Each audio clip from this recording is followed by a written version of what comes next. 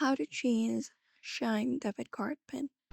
Hello and welcome back to our channel. In today's video, we will be guiding you to the process. So let's just get started. Open the Chime application for that in login.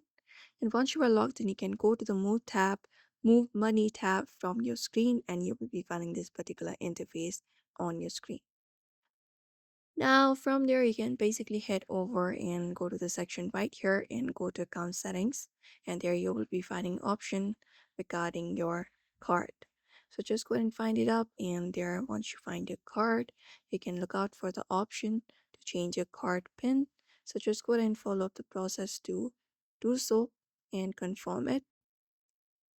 You may look out for the option to change PIN. Just go ahead and tap on it.